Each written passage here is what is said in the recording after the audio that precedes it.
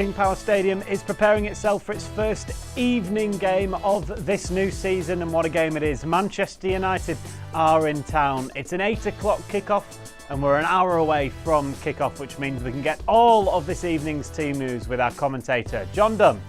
Touchdown hot off the press. The Leicester side showing 3 changes following the 2-1 reversal at Chelsea last weekend. Timothy Castagna, Daniel Amati and Dennis Pratt all coming out of the starting 11, replaced by Luke Thomas, Wilfred Ndidi, who will play as a centre-half, and James Maddison back for Leicester following injury. Danny Ward in goal. A defence of James Justin, Johnny Evans, Wilfred Ndidi and Luke Thomas.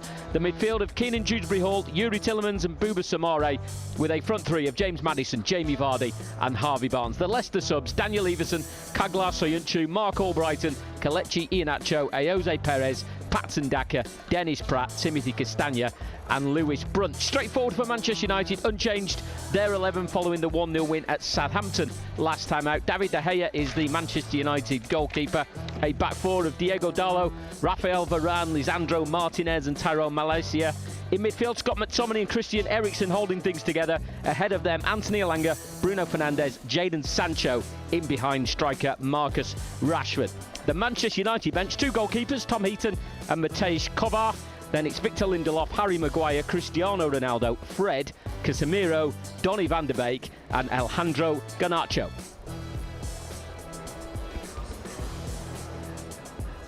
Thank you very much, John. Yes, welcome along to Matchday Live here on LCFC TV with me, Dan Bates. Matt Elliott, and you're used to seeing him through your Zoom screens, but he's here live in person, is Ewan Roberts as well. I'll start with you. Ewan, you were obviously up in the Midlands, were you, last night as well? So the Potteries, is that? Yeah, Stoke? Yeah. So I was there last night for the Stoke-Swansea game. Stayed overnight and made the hour-and-a-quarter journey down the A50 M1. Spent a couple of hours at Foss Park, wasting my time. It's great to be here, Dan. I mean, I think I could have been at home watching it on Zoom and working on Zoom. But when you've got Manchester United coming to town, you know, what a great game to see live. It's an exciting prospect, Matt, isn't it? And the whole area gets a bit of a buzz, doesn't it, when Manchester United are Yeah, you could sense that on the way in as well.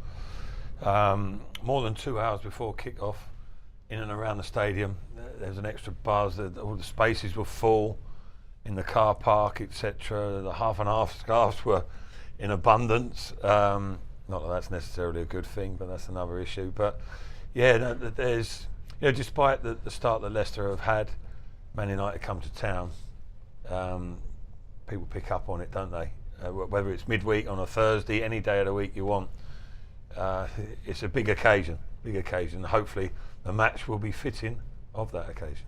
Hopefully so, yes. We're just under an hour away now from kickoff here at King Power Stadium. We've got plenty to get through here on Matchday Live. Here's what we've got coming up on the show this evening.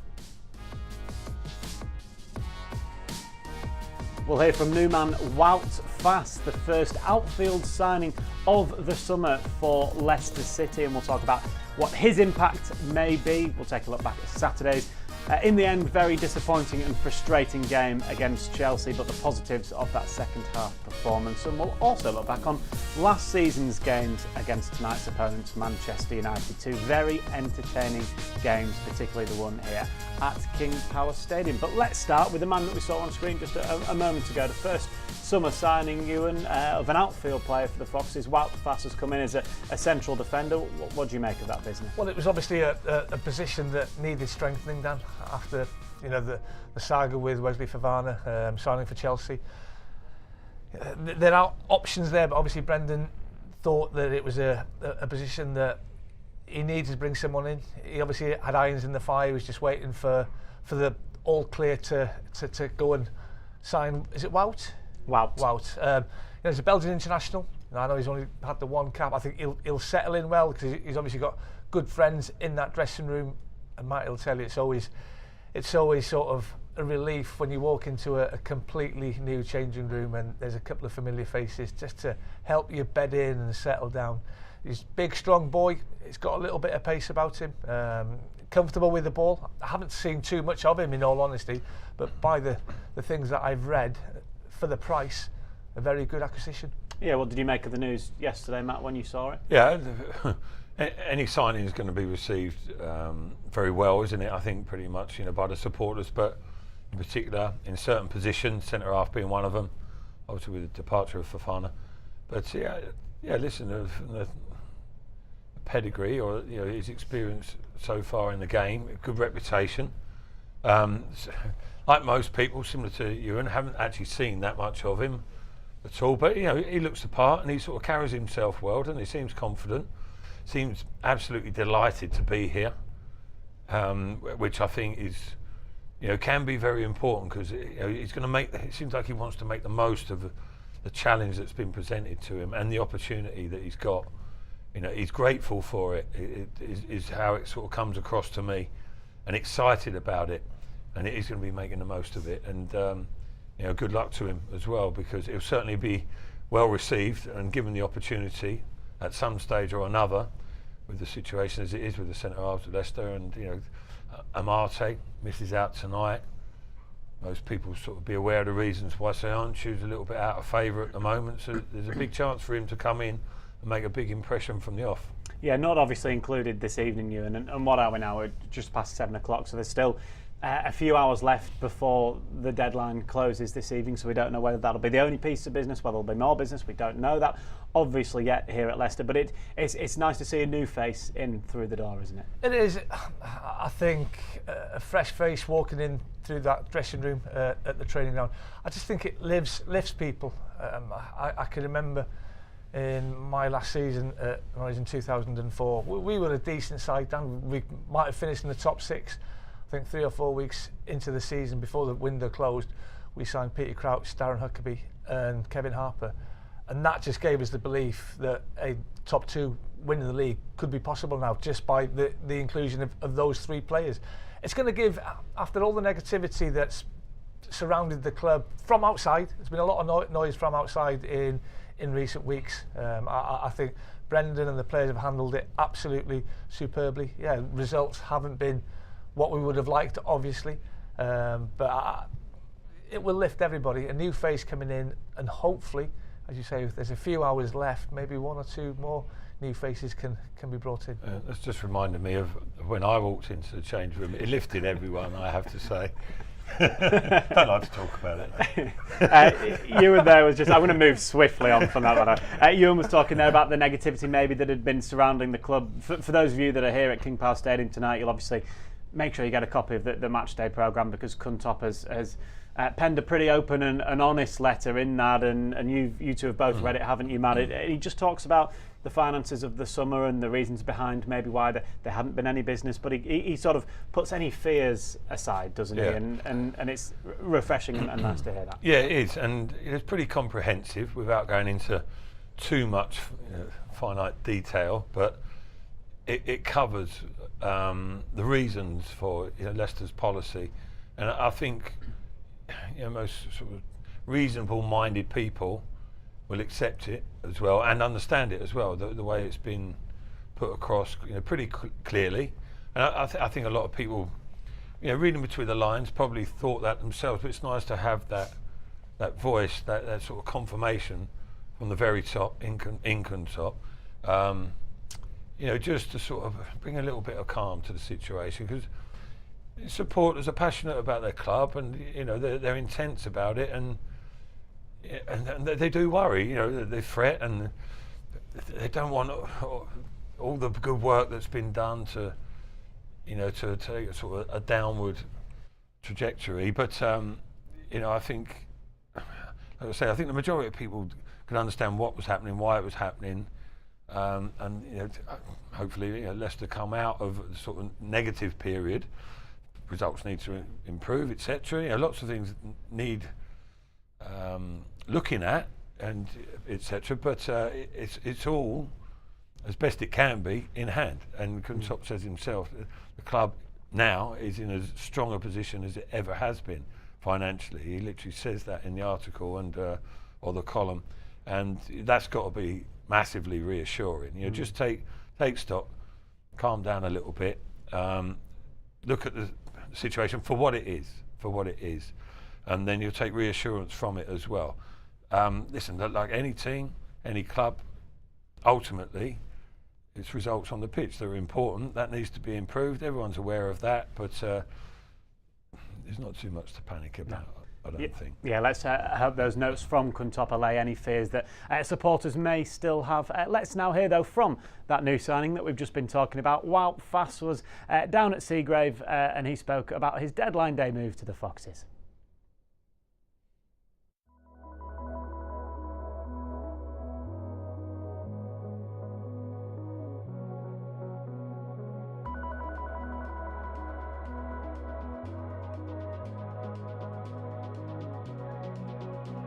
Welcome to Leicester City. Wout, how does it feel to be sat here? It's amazing. When I drove into the training ground, I had goosebumps straight away. Some people already told me the training ground was amazing. I on purpose didn't look on internet, but when I saw it and when I came inside, it's an amazing feeling. How exciting does it make you that this is now your workplace? This is where you'll be every single day training? I think it's not coming into my head yet, or how do you say? I don't know. It's not sunk in yet. Yes, it's not sunk in yet. So yeah, it's an amazing feeling. I think this is the dream step in my career, and I'm very happy to be here. When you first heard of the interest from Leicester, how did you feel? I was with my wife in the car, and we almost started crying from happiness. It sounds a bit ridiculous maybe, but it means so much to us to be able to do this, so we are very happy. Tell us about yourself then. What kind of a player are you out on the pitch? I think I try to be a leader. With your game at the moment? Yes, that's what I told you. For me, this was, as I say, it's a dream step to come here to Leicester, and as you say, I'm progressing year after year, and I hope to continue doing the same here. That's new signing Wout Faes there speaking to LCFC TV. You can watch that full interview, of course, on the club website, lcfc.com. Very quick last word on Wout Faes. Ewan, and what do you make of the interview itself? He obviously seems very, very happy to be at Leicester City and very driven as well. He couldn't believe the training ground. I mean, what a facility. If that doesn't give you the wow factor, then nothing will do.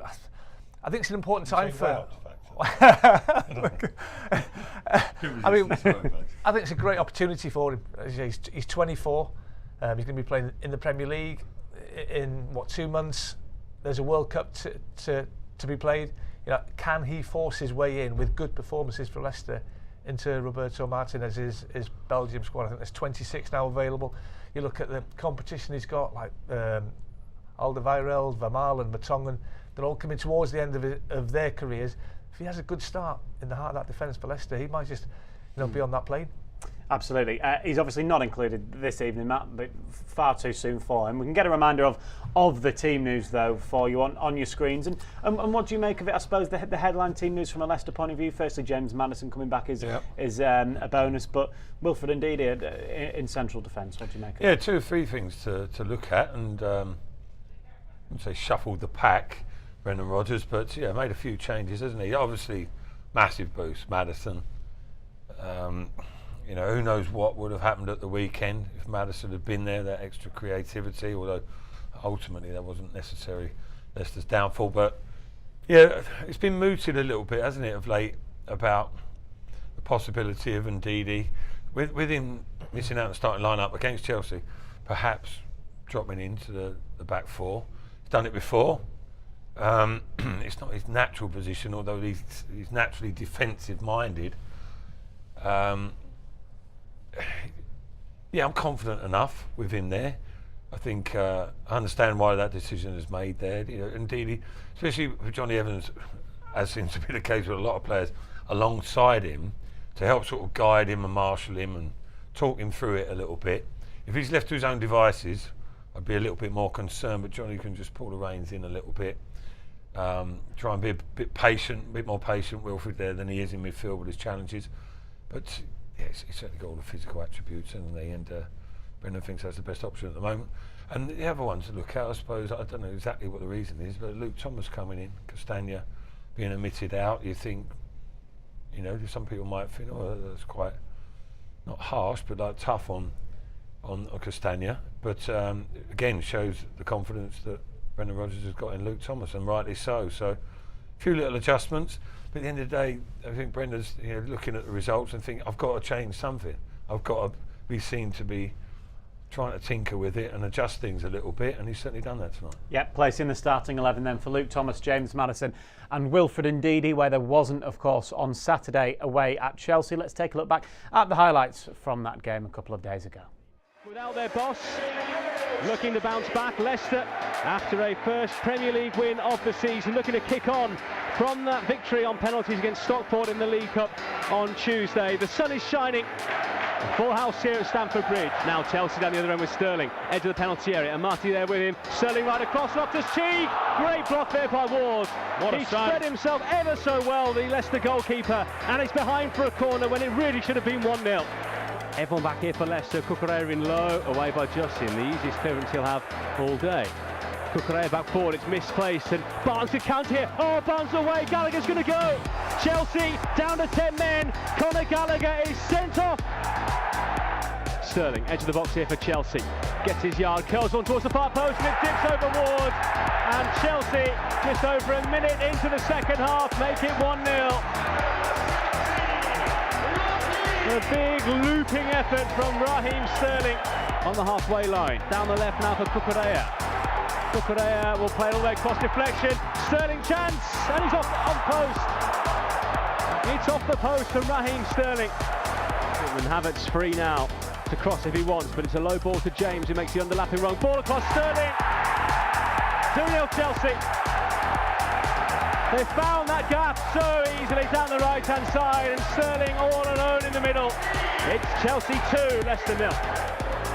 Barnes, ball breaks for him. Vardy, Barnes, angled tight on the left. Harvey Barnes on his left, and finds the back of the net. Game on at Stamford Bridge, Harvey Barnes. Now Jose Perez picks it up in a bit of space and plays it forward quickly towards Vardy. He gets there ahead of Chalobah. Jamie Vardy's through. Vardy round Mendy. Vardy side netting. And the cheers are from the Chelsea fans because Leicester thought that was their moment. Yeah, ultimately it was a frustrating and disappointing afternoon, Ewan, not getting anything from the game, where Leicester probably, certainly with their second half performance, deserves something. On another day, Jamie Vardy puts away one of the few chances that he has as well. I think if he gets the same amount of chances tonight, good chances that he did on Saturday, then I can't see him missing again, Dan. Should have got something from the game. Maybe a couple of... And not getting any luck at all at the minute. You know, the deflection for the first goal, I think if it doesn't take that slight touch off Amartey's toe, I think it's Danny Ward puts his cap on it. But that deflection just takes it over Danny.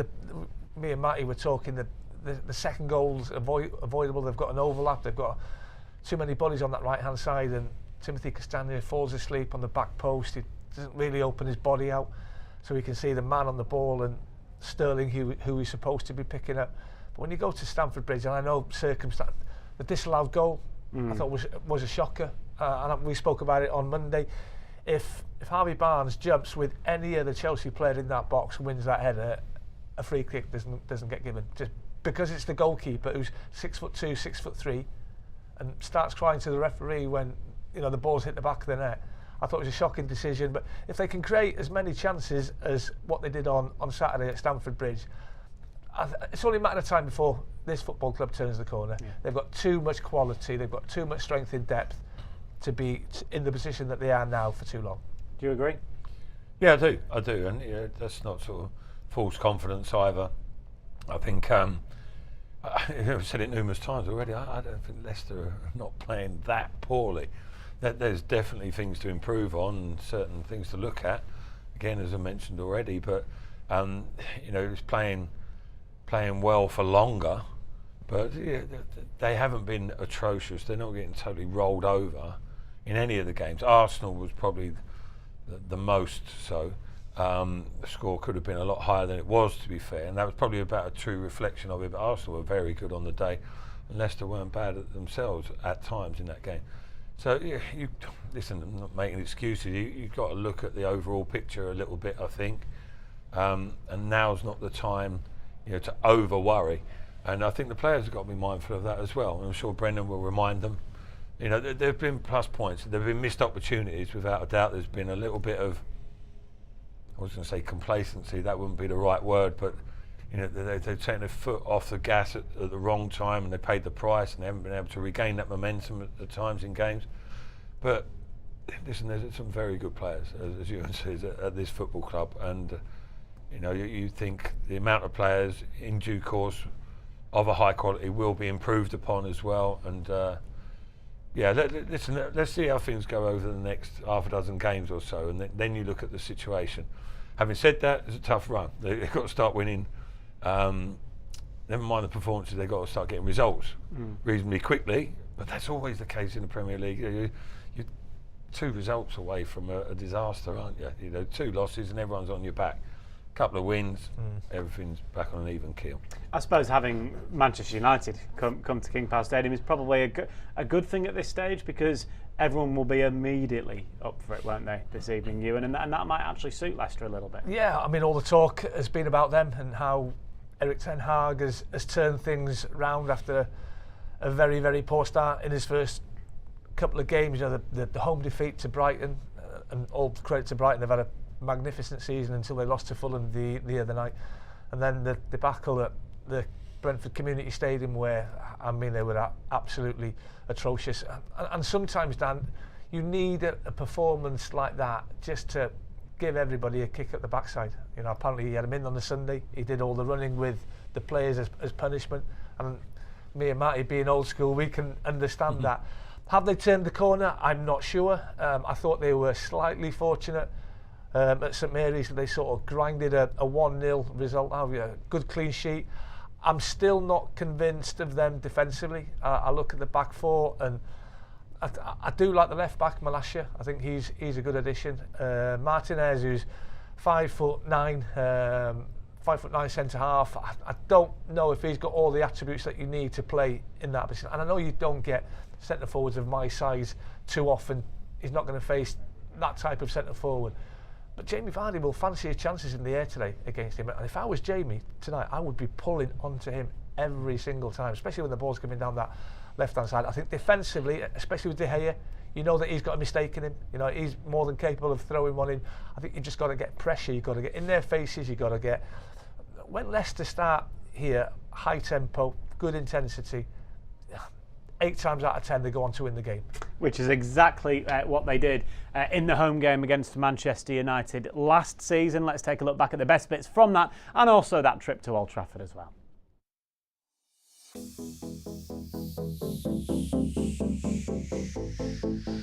Cristiano Ronaldo in the area and lots of Leicester players, and then the shot from Greenwood, left-footed, curling into the far corner. No chance for Schmeichel.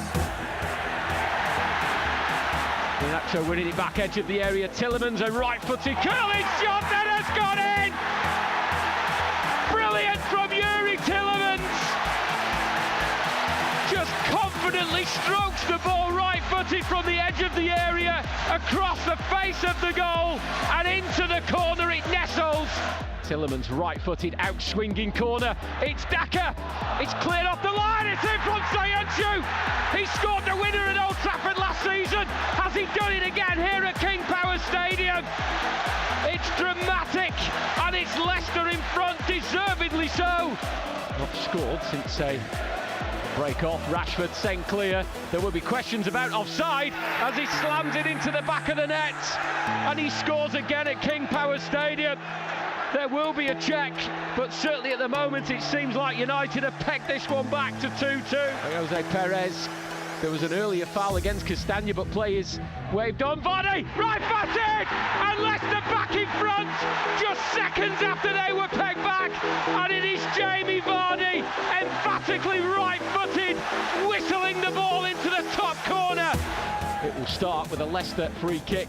Fizzed into the near post. Daka has got his first Premier League goal and will surely seal 3 points against Manchester United. Wild celebrations at King Power Stadium. Tillemans fresh from that yellow card. Dewsbury Hall, lovely weighted ball out to the right, and then Tillemans finding James Justin. Iheanacho on the edge of the area, just wouldn't quite sit for him as he was desperately trying to get the ball under control.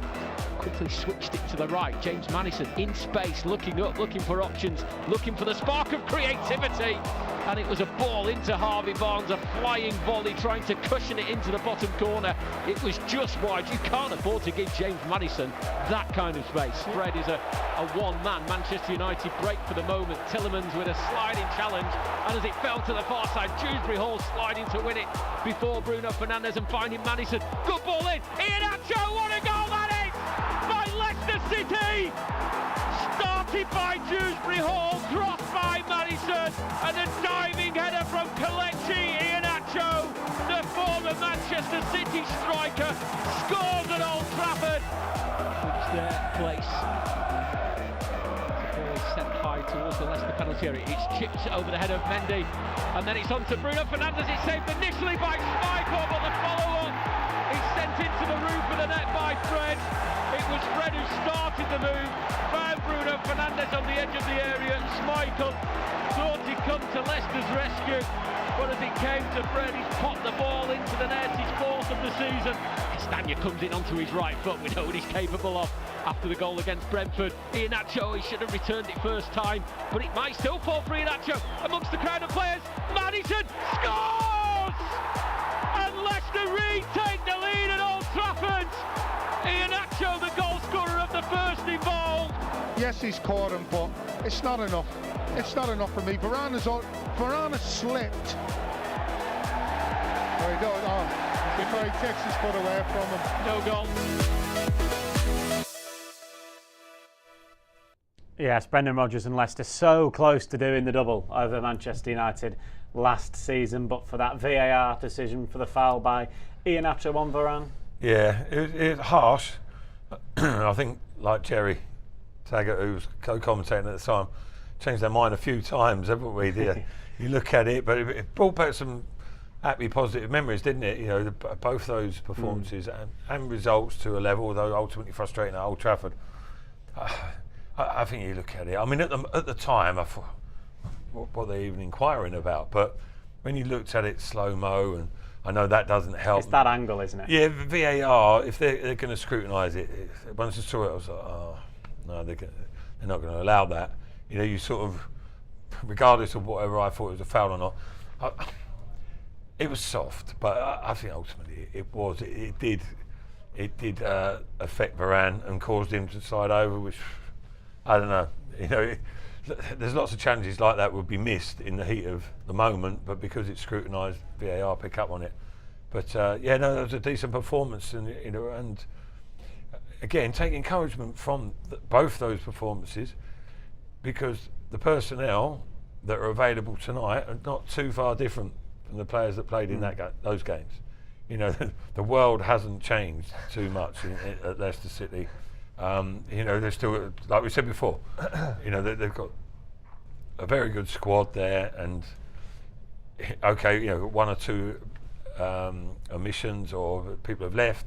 They've got a new player in. You know, there's a lot of depth to the squad, and you know, they've performed consistently well for large periods of time previously, and they can continue to do so again. Well, let's hear then from their manager, the opponent's manager this evening, Erik ten Hag, and ESPN journalist Mark Ogden as well have been previewing this game from a Manchester United point of view.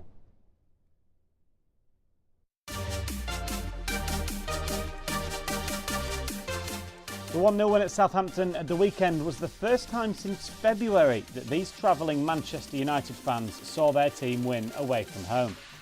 The win on the South Coast, coupled with a 2-1 victory against rivals Liverpool a week earlier, means the Red Devils have 6 points from their opening 4 games. Yeah, it's kind of extreme highs and lows, hasn't it? I mean, the first 2 games were awful.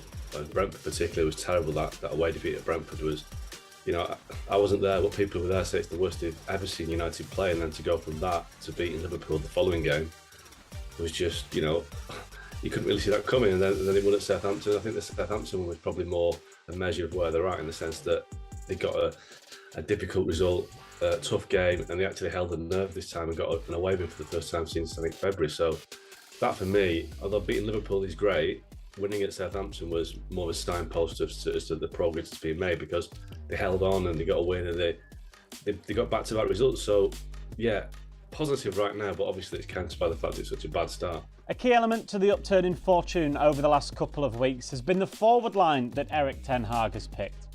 The Dutch manager has had Anthony Elanga, Jadon Sancho and Marcus Rashford all playing an important role in advanced positions, which has been key to the return to form at Old Trafford. I see it as a start. Yeah? I think we have now a good base, but this is the minimum what we have to bring. And I was happy to see that turn, and we have to keep that, to keep this spirit and to keep this winning mentality, because you need it if you want to get a successful season. You need it in the squad. And what about Leicester? It seems a surprise to many people that they've started the season the way they have and that they're at the bottom of the Premier League table. How wary do you need to be about them producing a reaction to their start on Thursday? I've seen a couple of games, and also we knew from the last seasons how good they are, and I think you can also see that in the games they played till now. It is really, identity is really good to see. They play really good football, so we have to be really good to get the result there.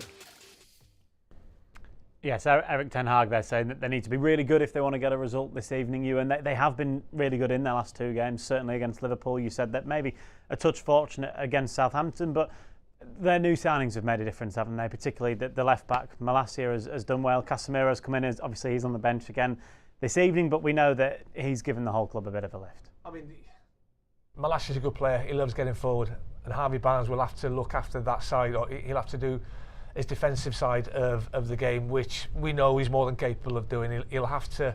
It'll be more Maddison probably on that side. What, on the left-hand side? On Leicester's right. left-hand side? Leicester's right. Yeah, sorry. Leicester's right, so yeah. James, and it's not. I don't think it comes naturally to James as much as it would do to Harvey Barnes, and maybe that's why James Justin has been brought in and replaced Timothy Castagna. I wasn't surprised they beat Liverpool, Dan, to be honest with you. You know, what happened at Brentford, we've spoken about it. There had to be a reaction. You know, we know the history that game has.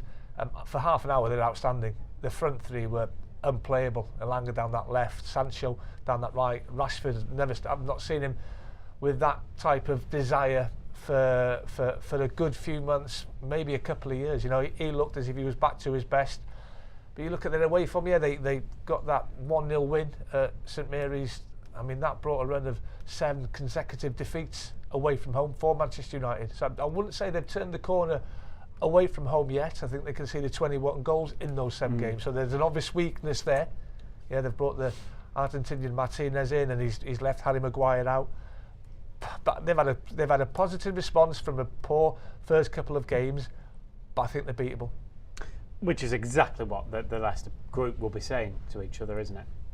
Yeah, of course it will. Southampton had chances as well at the weekend. Yeah, I think it'd be quite interesting. You know, I agree with you in there. I'm not convinced, you know, how far they've turned things round in the space of a couple of games, because, you know, it was the result against Liverpool. You know, was born from a solid platform, not how Man United will probably intend to play going forward. And you know, down the line, it was sort of needs must against certain opposition, and then against Southampton, you look at. I didn't see the game, but I was listening to it on the radio, and the commentary was such that they were sort of scratching their heads a bit, saying, you know, where's the mentality gone that was there against Liverpool in the first half? Then they tend to sort of stick at games, don't they? They can hang in there, and eventually, you know, got themselves in front. Won the game, job done to a degree. But see what their mentality is tonight, and also on the flip side of that, see what Leicester's mentality is. You know, because confidence would have been knocked a little bit because of the results. But you know, I think, you know, with me and you and speaking off air with yourself, Dan, I think you've got to go and pressure Man United, because the players, listen, the top quality players, but they're not quite at it, you know, collectively. For quite a long period now, and they can be unsettled and put out their stride. And I think if Leicester are brave enough, as they were on 2 occasions last season, they're still capable of doing that now. But will they have the sort of strength of mind and character to do that tonight? And hopefully they will in front of a home crowd at the KP. Yep, just looking at pictures of the Leicester players and the Manchester United players warming up on the pitch at King Power Stadium. With a great view of that in the press box is our man Jerry Taggart, who is on co-commentary duty this evening. Good evening to you, Jerry. Great to speak to you. What are you expecting from this evening? Good evening, Dan. Good evening, chaps. Yeah, hard to say really. I thought on Saturday Leicester were good value performance-wise. You've got to say that Manchester United come into this game as favourites. They have got back-to-back wins. I've just listened to the lads talking about Manchester United, but they have got those back-to-back wins, and so they will be favourites. They will have the confidence coming into the game. So I expect Leicester, and I'm hoping that Leicester try and wrestle any confidence and momentum away from Manchester United, which is going to be difficult. We talked about the front three, pace, the fullback. Both full-backs have got pace, and so they're going to try and utilise that. So it's down to Leicester to slowly but surely grind away into this game, get on top, and believe in what they're doing. Because I thought against Chelsea, even though they lost the game, they were good value and very, very easily could have scored more than the 1 goal, more than 2 goals, possibly 3 goals in that game. In particular, Joe, when you look at the Manchester United midfield, there's no Casemiro in there yet. He's on the bench again. Yeah. Leicester will probably fancy their chances in there, particularly those midfield players, Samare, Keane and Dewsbury Hall. Yeah, absolutely. And, they've got Scott McTominay in there. And we know what happened. And we know what he's like. But especially last season at Old Trafford, where I thought he should have been sent off for a challenge on James Maddison, I think it was. And I'm hoping that James remembers that challenge tonight. Goes out and sort of makes life difficult, but definitely that is a key area of the pitch, as it always is, Dan, your midfield. Because if you're smart and you're clever in that midfield, you can bypass and you're not bringing into the likes of the Manchester United full-backs and try and get it there. Their 2 centre halves down the side, get good support up for Jamie, and take advantage. They are susceptible, as I said, they have got back-to-back wins, but they're not the finished article, by any stretch of imagination. We just got to make it really uncomfortable for them tonight. Final question to you, Jerry. Obviously, we know there's going to be a light show this evening. What are you expecting from the atmosphere? Is it already starting to build? Yeah, absolutely. The music's blaring out. The pitch announcers are. Everything's set up with the pyrotechnics. So yeah, again, you've just got to ramp the atmosphere up. The fans will be behind the team. I've got no doubt about that. And the players have to respond to the atmosphere and the support. Yeah, thank you very much, Jerry. We'll hear from you again during the game, as you can certainly hear the atmosphere behind him and the music behind him certainly is being turned up. Let's get a quick reminder of this evening's team news then.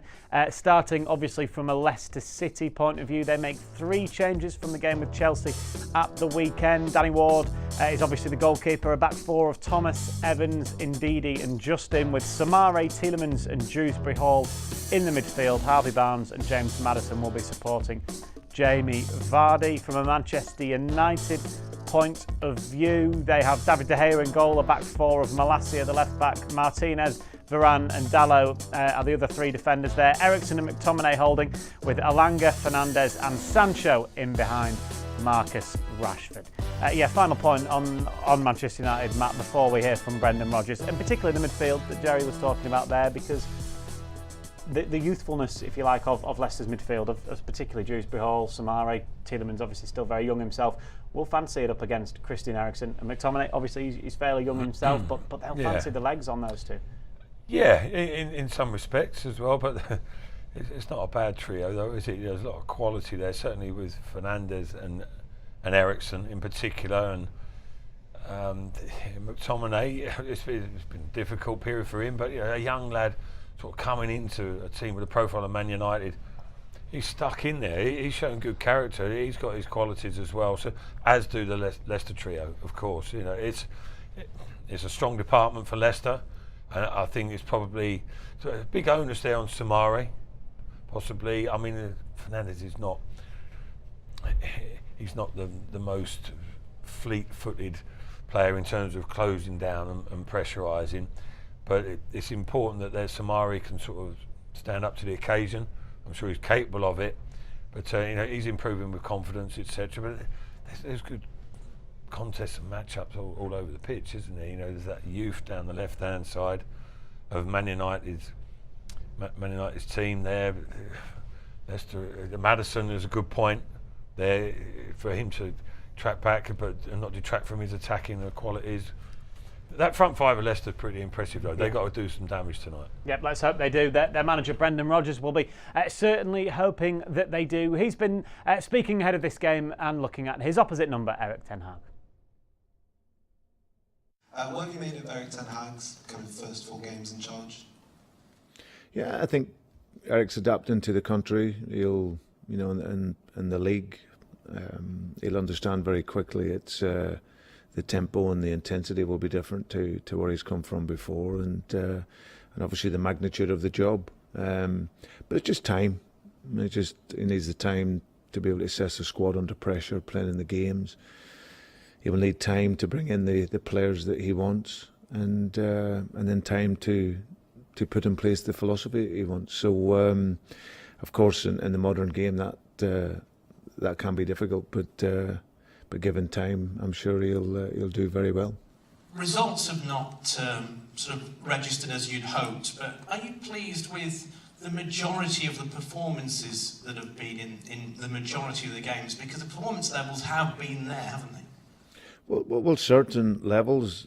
I think it's just this league is all about consistency, and if you can find consistency in the performance level, then you can end up getting consistent results. I think we should have more points than we have. I think that's fair enough to say. We've been in good positions in games, and of course at the weekend I felt we should have had something from that. So, but you got to be able to turn those performances consistently into results, and it's not been ideal, of course, the start, and it is very early. However, we would have hoped to have made a better start.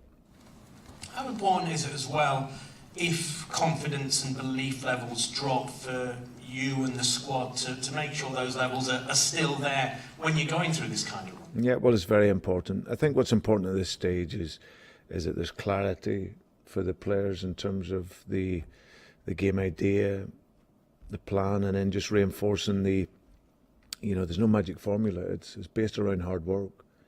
The hard work will give you the confidence, and then from that you have a better chance to succeed. So it's just working hard every single day, keeping things as simple as possible, and then obviously you get that little bit of luck as well in the games.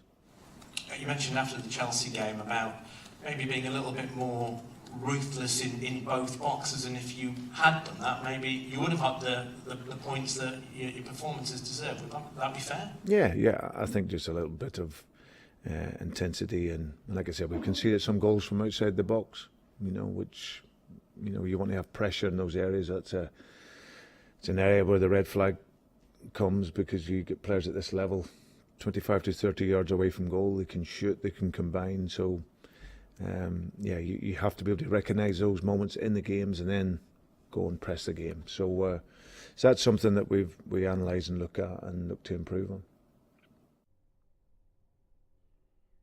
Final thoughts now then, Ewan, before we hand over to the commentary team. What does Leicester need to do you think this evening? I think first and foremost, I think it's a great game for Leicester tonight.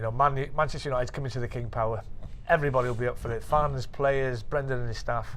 I just think they need to set such a high tempo, get that intensity, close them down high at the pitch as a team. Get your tackles in first and foremost as well. Let them know that it's not going to be an easy ride for them. I think if they can do that, when Leicester do that, they tend to win games.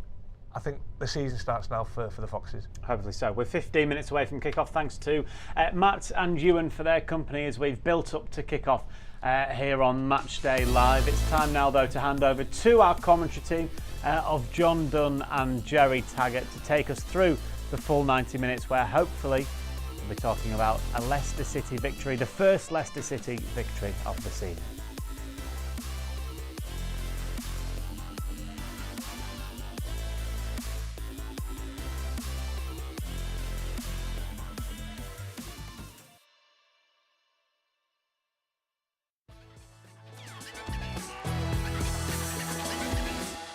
Because memories never fade, no matter how long.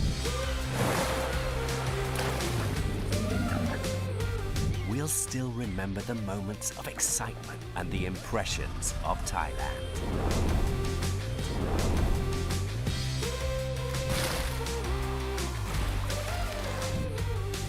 Amazing Thailand, now even more amazing.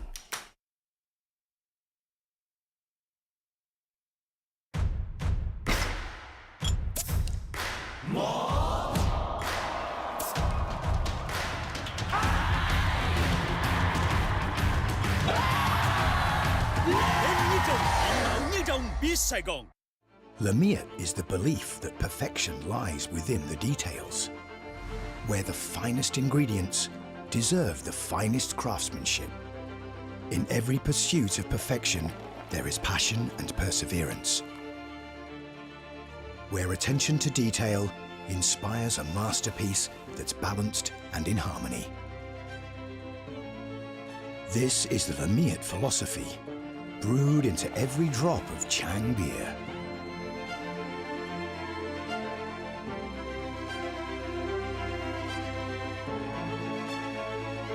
This is the taste of Thai perfection.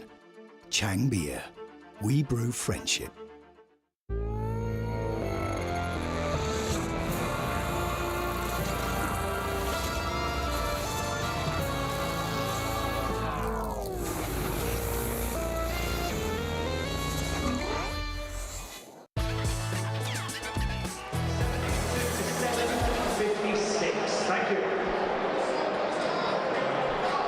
Good evening and welcome to King Power Stadium. It's Premier League action as Leicester City take on Manchester United. All the action to follow live on LCFC Radio. It's the first midweek league action of the season, with supporters making their way along Filbert Way on a warm summer's evening. Leicester looking for their first Premier League victory of the campaign after recent narrow defeats to Southampton and Chelsea. The visitors, Manchester United, started with 2 defeats before recording 2 back-to-back wins, including their last outing, which was on the road at Southampton. Supporters taking their seats. We've had the prior warning. The light show will take place in about 3 or 4 minutes' time. We've seen highlights of last season's action on the screen from various games, various iconic moments, including Jerry Taggart alongside me, the home game here, the 4-2 victory against Manchester United. And I think probably summed up between United equalising and Leicester scoring. You were rendered speechless. You couldn't fit in all the analysis of one goal before the second went in. It was a memorable moment, and Leicester hoping they can beat Manchester United at King Power Stadium again this evening. Yeah, it was a great game.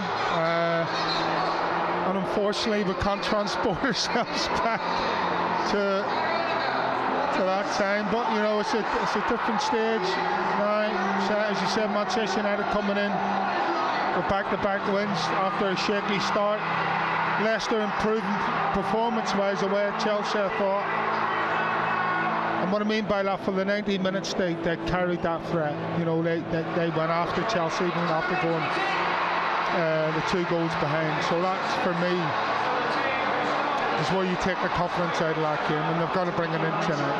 You know, Manchester United by no means the finished articles, I've just said. They've got to make sure that they make it as uncomfortable as possible for Manchester United tonight.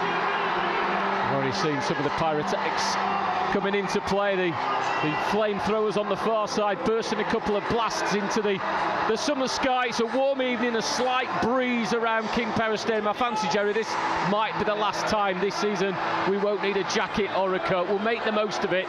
Supporters in short sleeved shirts might not last for too much longer. Yeah, well, we've come over clubbing it tonight. I have to say, I've got a jacket in the studio just in case for after half time. But yeah, it's a lovely mild evening, you have to say.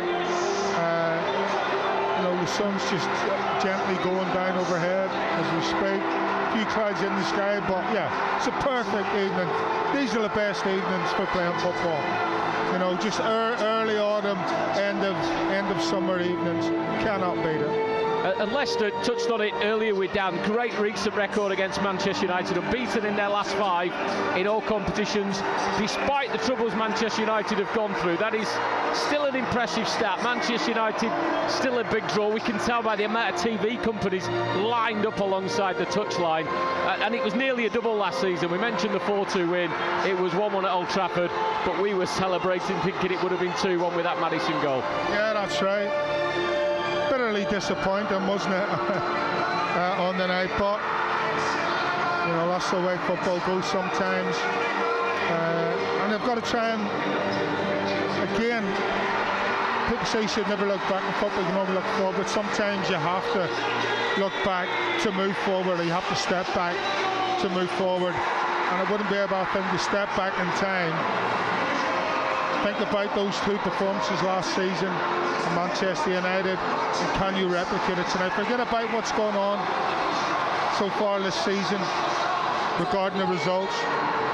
Bring that performance, Chelsea, into tonight's game, and you're giving yourself a good chance of taking something from this one.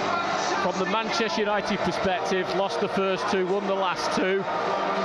Could there be a sense that they think they're getting it right and might just enter this game with overconfidence after those 2 wins, particularly the one against Liverpool? Yeah, you'd hope so. But I think that Ten Hag's not that daft. I think he knows that there's still issues to be sorted out. He stopped the rot. He's got his back-to-back wins, vitally important. You heard the reporter saying there, that the Manchester United reporter saying that, you know, the bigger win was that grinding that result out away at Southampton, was it? Yeah, for them after beating Liverpool. So maybe some of the players, some of the younger players, more inexperienced players, may have that overconfidence coming in. Well, these are bottom of the league, 1 point on the board, should be a pushover. And I know from experience that you can become unstuck. But I think Ten Hag, they've got a manager who knows, as I said, there's issues there to be sorted out, and he won't allow that to happen. The stadium fell into darkness as the sun, as Jerry said, setting over King Power Stadium before the light show begins. Flashing lights, flames bursting into the sky across on the far side in front of the East Stand. 4 Leicester representatives around the centre circle waving huge, giant Leicester City flags, creating an atmosphere, creating a buzz, and hoping, Tags, that it's the atmosphere that drives the players on, particularly in the early stages of this game. Brendan Rodgers in the programme calling for that support. It's been there so many times over the years, and that could be vital tonight. The Blue Army getting behind the side. Yeah, exactly. It's the same for any team playing at home. You know, you have a slight advantage. You know, and Leicester will have that, will cry behind them this evening. And they have to make the most of that to help them on the way. And the crowd have to play their part, which invariably they do here. But you have to show them that it hurts, that it means something. And that's the most important thing. If you go out, again, you listen to Ewan Roberts in the build-up programme, intensity, tempo. You give the fans that, they'll respond positively.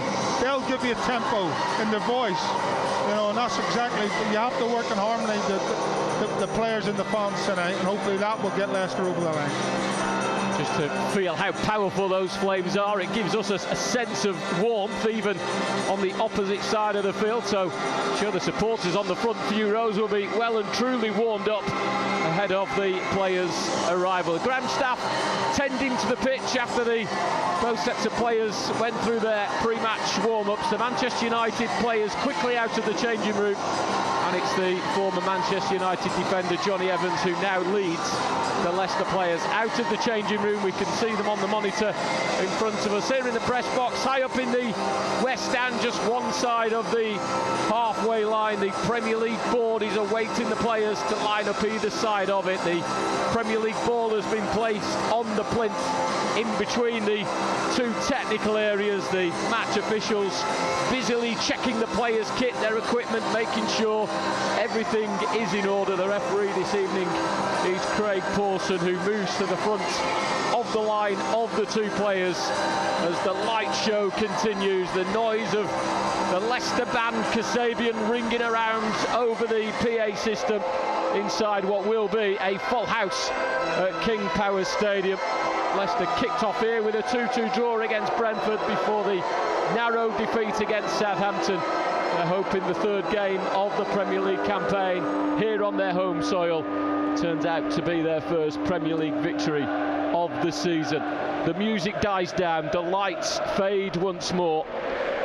The trumpeter is inside the centre circle, ready to give us a blast to welcome the two sides onto the pitch. The Leicester fans finding their voices, so too are the visitors away in the far left side, and eventually the respective captains lead out the two teams, Leicester City and Manchester United.